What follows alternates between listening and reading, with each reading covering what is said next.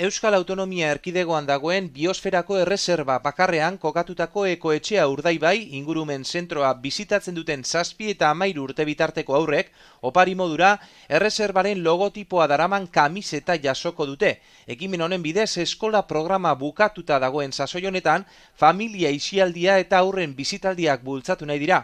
Izan ere 2017-2018ko ikasturtean zehar 174 ikastetxetako 12.000 ikasle baino gehiago hurbildu dira ekoetxea Urdaibai ingurumen zentroa bizitatzera.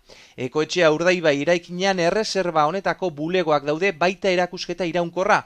Bertan, bisitariekin elkarrekintzan jardunez, ingurune natural babestu batek eskutatzen dituen balioak erakusten dira.